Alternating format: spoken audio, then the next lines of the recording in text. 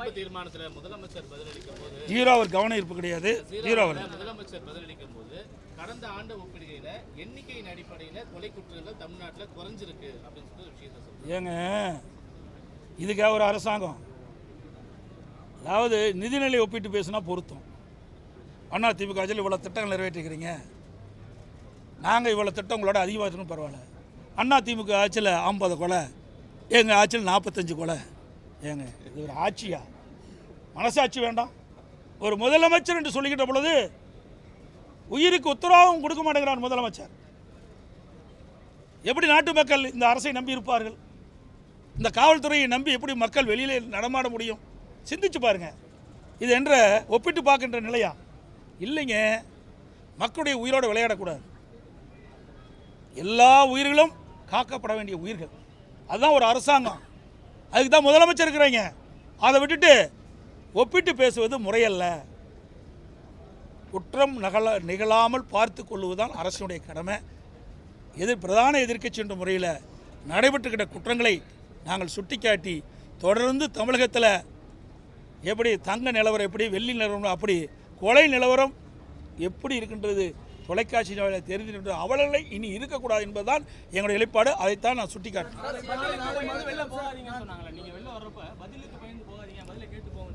என்ன பதில் கழிச்சு விட்டார் இவர்? சொல்லுங்க பார்க்கலாம். ஏங்க என்ன வெக்கக்கேடாக இருக்குது? நீங்கள் ஒரு கேள்வின்னு கேட்குறீங்க. நான் சொல்கிறத கேளுங்க. இவ்வளோ நடந்திருக்குல்ல, இதெல்லாம் என்ன சொல்கிறாரு? தனிப்பட்ட முறைன்னு சொல்கிறார். இதை வருஷம் முறை தாங்க சொல்லிகிட்டு இருக்காரு. இதை கேட்கறதுக்கு நாங்கள் அமர்ந்துட்டு இருக்கணுமா? இதை தடுத்து நிறுத்துறதுக்கு என்ன பதில் சொல்லு, அதை கேட்கலாம். அதை விட்டுட்டு எப்பொழுது பார்த்தாலும் நாங்கள் குற்றவாளிகளை கைது செய்கிறோம். இது எல்லா ஆட்சியிலும் தான் செய்கிறாங்க. இதுக்கு என்ன போய் நீங்கள் முதலமைச்சராக இருக்க வேண்டியது? இதை எப்படி தடுக்கப்படுவது அதுதான் முக்கியம். அந்த கேள்விக்கு ஏதாவது பதில் சொல்கிறாரா? இல்லையே. நாங்கள் பயந்துக்கிட்டுலாம் வரலைங்க. எங்களை பேச அனுமதிக்காத காரணத்தினால் நாட்டில் நிலவுகின்ற பிரச்சனையை எடுத்து சொன்னால் இந்த அரசாங்கம் காலி ஆயிரும். இந்த அரசாங்கம் இருக்காது, காணாமல் போய்விடும். அதனால தான் பயந்துக்கிட்டு எங்களுடைய பேச்சை கேட்க முடியல, எங்களுடைய பேசுவதற்கு அனுமதி கொடுக்கல. அதனால தான் நாங்கள் வெளியே வந்த மொழிய இந்த அரசாங்கத்தை கண்டு பயப்படுகின்ற கட்சி அதிமுக கட்சி அல்ல என்பதை பலமுறை நாங்கள் நிரூபித்து காட்டியிருக்கிறோம்.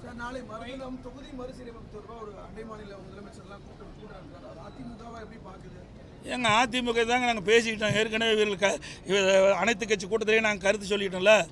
இங்கே கூட்டி பேசுகிறதோட நாடாளுமன்றத்தில் பேசு. அங்கே எங்கே நாடாளுமன்றத்தில் உங்களோட இருந்து இந்தியா கூட்டணியில் இருக்கீங்களா? எங்கே குரல் கொடுக்கலையே?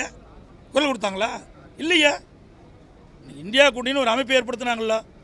அந்த இந்தியா கூட்டணியில் பல்வேறு மாநிலத்தில் இருக்கின்ற பல்வேறு கட்சிகள் ஒன்றாக இணைந்து தான் இந்தியா கூட்டணியோட அமைப்பு ஏற்படுத்தினாங்க. அந்த இந்தியா கூட்டணியில் கூட்டணியில் உள்ளடங்கி இருக்கின்ற கட்சிகள் நாடாளுமன்றத்தில் இவர்களுக்காக குரல் கொடுத்தாங்களா? இங்கே பேசி என்னக்கு பிரயோஜனம்?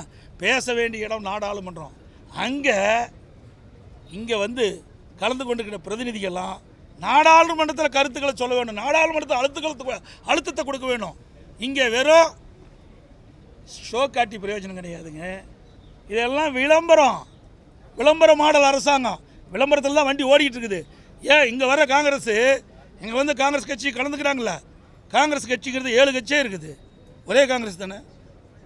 ஏன் இந்த காங்கிரஸ் தலைவர் வந்து உரிய பதில் கொடுக்க மாட்டேங்கிறாரு? திராவிட முன்னேற்ற கழக தலைவர் ஒரு காங்கிரஸ் தானே ஆதரிக்கிறாரு. ஒரு மாநிலத்துக்கு ஒரு காங்கிரஸ் இருக்குதா? இல்லை. அப்போது இந்திய தேசிய காங்கிரஸ் கட்சியினுடைய அகில இந்திய தலைவர் திரு கார்கே அவர்கள் ஏதாவது பேசினாரா? என்ன கொடுக்கலையா? அவர் குரல் கொடுக்கட்டும். கொடுக்க மறுஆட்டாங்க. சும்மா இதெல்லாம் நாட்டு மக்களுக்கு ஒரு நாடகத்தை அரங்கேற்றி தாங்கள் எதை எதிர்ப்பதை போலவும் தாங்களாம் முன்னிருந்து இந்த நாடாளுமன்ற தொகுதி சீரமைப்பை ஒரு சரி செய்த போல ஒரு தோற்றத்தை ஏற்படுத்திட்டு இருக்காரு. அதுவும் எப்படின்னா, இவ்வளோ கொலை நடந்துக்கிட்டு இருக்குது, ஊழல் நடந்துக்கிட்டு இருக்குது. இன்றைக்கி அமலாக்கத்துறை மிகப்பெரிய கண்டுபிடிச்சிருக்காங்க. அதெல்லாம் எதிர்த்து அரசாங்கத்துட்டு போகிறாங்க. நீ தான் சொல்கிறீங்களாப்பா, மடியில் கணமில்ல வழியில் பயமில்லைன்னு. ஏன் பயப்படுற? என் மீது வழக்கு போட்டீங்களா? நான் முதலமைச்சர் இருக்கும்போது வழக்கு போட்டீங்களா? இதே முதலமைச்சர் எதிர்க்கட்சி தலைவராக இருக்கும்போது பேசுனீங்களா? இந்த எடப்பாடி பழனிசாமி நெடுஞ்சாலைத்துறையில் இவ்வளோ ஊழல் செய்தாருன்னு சொன்னீங்களா? நீதிமன்றத்துக்கு போனல, நிரபராதியில் வெளியே வந்தல. அது மாதிரி வழக்கு பதிவு செஞ்சால் போய் நீதிமன்றத்தை நாடு, நிரபராதியின் வெளியில் வா. உடைய அதிகாரத்தை பயன்படுத்திக்கிட்டு எங்களை கேட்டு தான் உள்ளே வரணும், எங்களை கேட்டு தான் கொடுக்கணும் அப்படின்னா இதில் ஏதாவது தவறு நடந்திருக்குது என்பது தெளிவாக தெரியுது. ஆகவே அமலாக்கத்துறை முழு விசாரணை நடைபெற்று வெளியில் வருகின்ற பொழுது யார் யார் உள்ளே இருப்பா, யார் யார் வெளியே இருப்பான்னு தெரியல. அப்போ பார்க்கலாம்.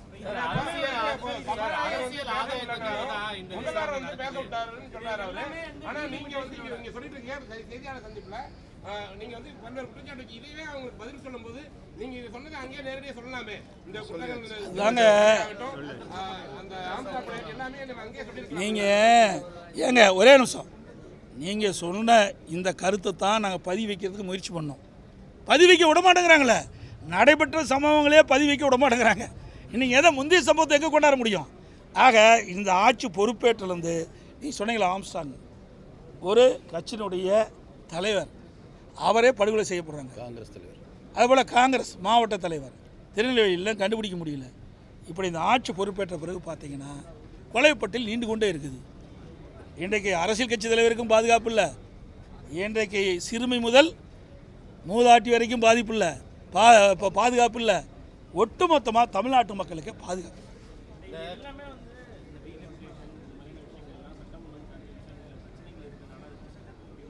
ஆமாம், 100% திசை இருப்பு மூச்சு தான்.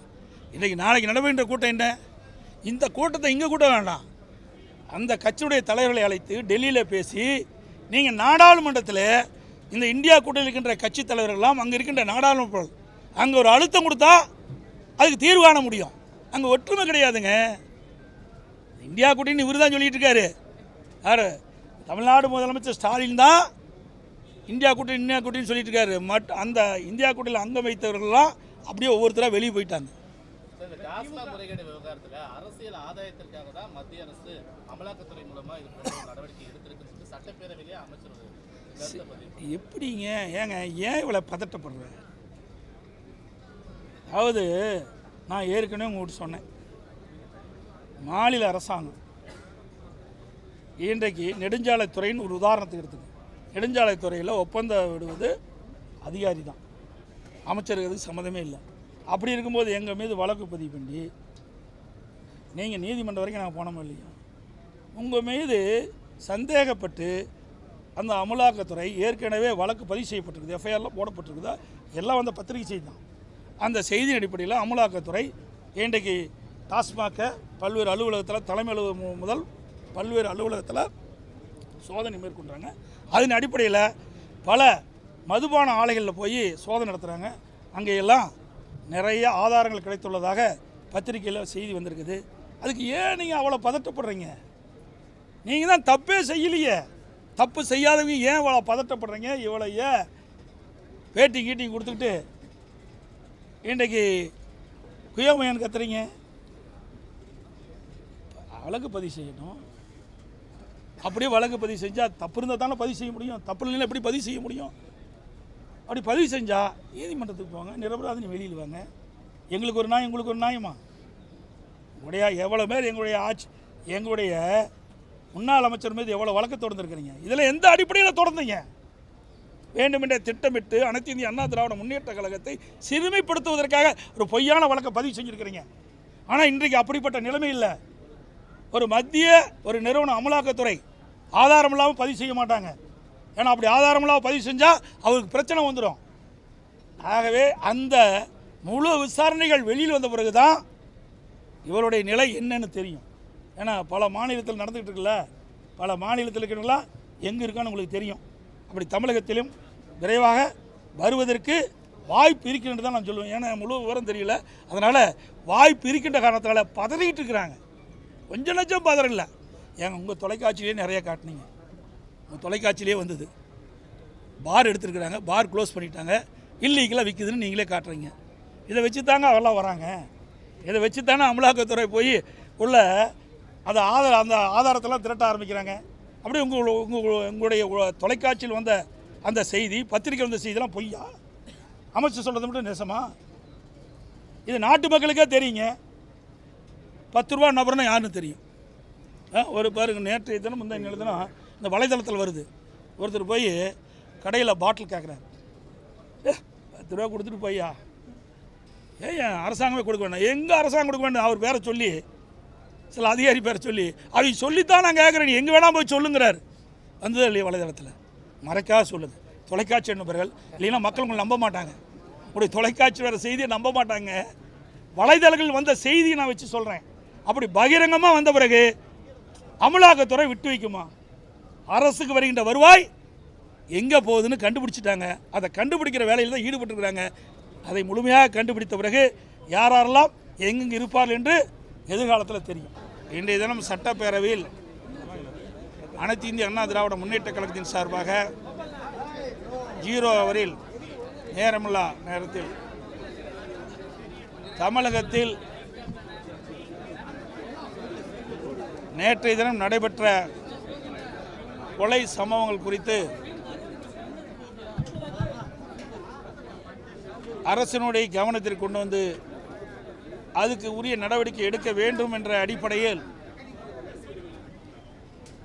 எதிர்க்கட்சி தலைவர் என்ற முறையில் நேற்றைய தினம் நடைபெற்ற சம்பவங்களை பேசுவதற்கு அனுமதி கேட்டு நான் பேச முற்பட்ட போது சட்டப்பேரவை தலைவர் அவர்கள் ஏற்கனவே நீங்கள் எங்களிடம் அனுமதி வாங்கித்தான் பேச வேண்டும் என்ற கருத்தை குறிப்பிட்டார். 0 ஹவரில் முக்கிய பிரச்சனை எழுப்புவது ஒரு எதிர்க்கட்சியினுடைய கடமை.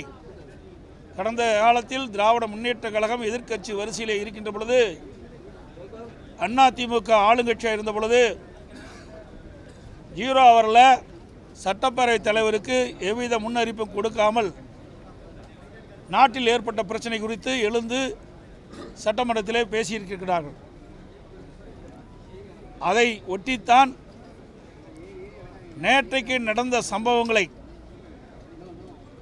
பிரதான எதிர்க்கட்சி என்ற முறையில் நான் என்னுடைய கருத்தை தெரிவிக்கின்ற பொழுது கருத்தை முழுமையாக தெரிவிக்க சட்டப்பேரவைத் தலைவர் அடிக்கடி குறுக்கிட்டு பேச முடியாத ஒரு சூழ்நிலை ஏற்படுத்தினார். அனைத்து இந்திய அண்ணா திராவிட முன்னேற்ற கழகத்தை பொறுத்த வரைக்கும் தமிழகத்தில் மக்களுடைய பிரச்சனையை தீர்க்க வேண்டும், அது அரசுடைய கவனத்திற்கு சரியான முறையிலே கொண்டு சேர்க்க வேண்டும் என்ற அடிப்படையில் தான் நாங்கள் செயல்பட்டு கொண்டிருக்கின்றோம். ஆனால் திராவிட முன்னேற்ற கழக அரசு அமைந்த பிறகு 0 ஹவரில் எங்கள் முழுமையாக பேசுவதை வாய்ப்பு கொடுப்பதில்லை. அதை தொடர்ந்து அதை தடுத்து கொண்டிருக்கின்றார்கள். அதை கண்டித்தான் இன்றைக்கு வெளியெடுப்பு செய்திருக்கின்றோம். அது மட்டுமல்ல, இன்றைக்கு அனைத்து இந்திய அண்ணா திராவிட முன்னேற்ற கழகம் தமிழகத்தில் சட்ட ஒழுங்கு அடியோடு சீர்கட்டு விட்டது.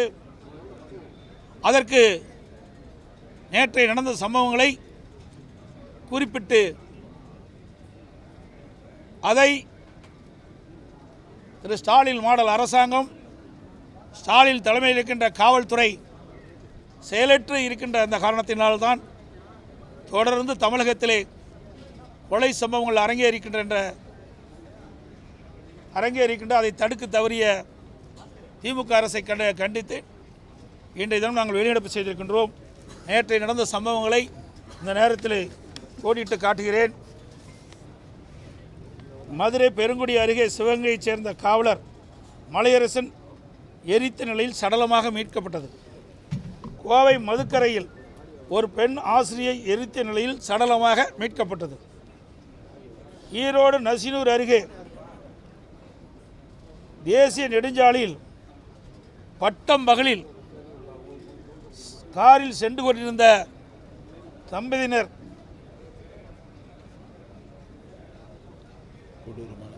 சில பேர் அந்த காரை வழிமறித்து கொடூரமான முறையில் வெட்டப்பட்டார்.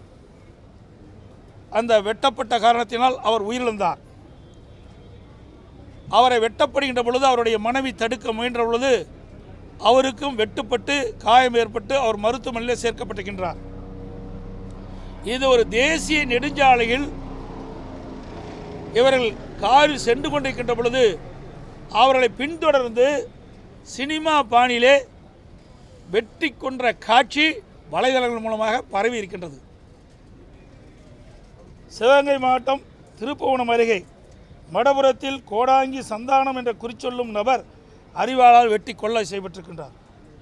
சென்னையில் திராவிட முன்னேற்ற கழக தொழிற்சங்க நிர்வாகி குமார் கடத்தி சென்று வெட்டி கொலை செய்யப்பட்டிருக்கின்றார்.